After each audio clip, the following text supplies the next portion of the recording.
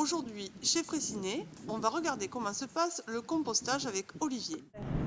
Donc le compostage, c'est un procédé naturel et qui a deux grandes fonctions. La première, ça va être de redonner de nouvelles propriétés agronomiques à des matières premières ou à des mélanges de matières premières.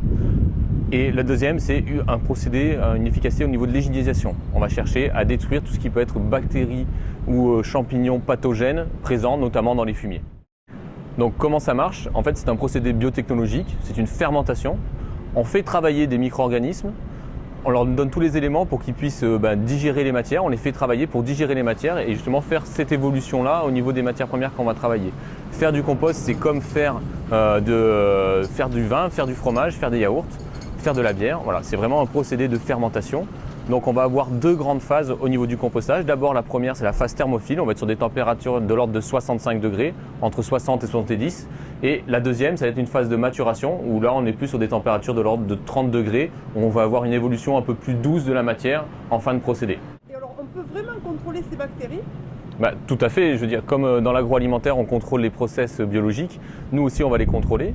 Donc pour les contrôler, déjà, ce qu'il faut, c'est les alimenter, il faut alimenter ces bactéries. Donc pour ça, on va, nous au niveau du laboratoire, contrôler la teneur en carbone et en azote de tous les mélanges initiaux.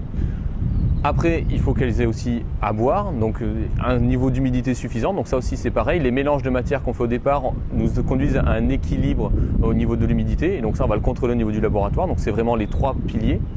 Chose importante dans l'humidité, il ne faut pas qu'il y ait reprise d'humidité après une fois que le compost est parti.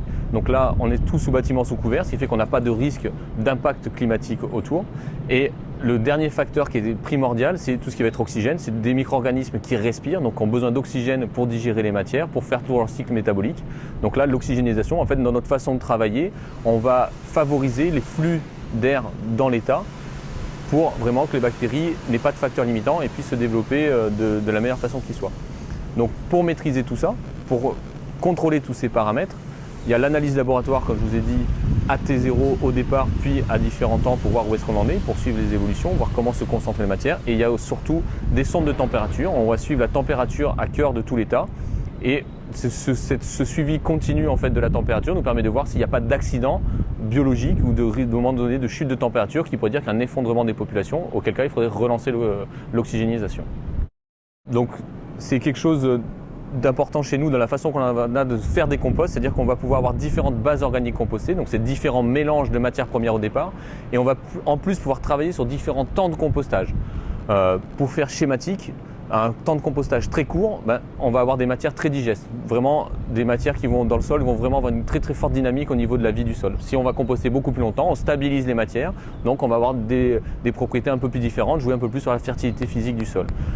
Donc ce qui est important en tout cas dans tout ce schéma-là, dans tout ce process, c'est avant tout la sélection des matières. Il faut qu'au départ, les matières qu'on va rajouter dans les composts, les mélanges qu'on va réaliser, on ait une bonne sélection, une bonne maîtrise des matières qui rentrent pour avoir déjà une constance. Et ensuite, tout le process qu'on va mettre en place, tous les contrôles au niveau du laboratoire vont nous assurer que du 1er janvier au 31 décembre, la qualité et les vertus agronomiques des composts que l'on a sont les mêmes. Écoute Olivier, je crois que c'est clair. Merci beaucoup et à une prochaine.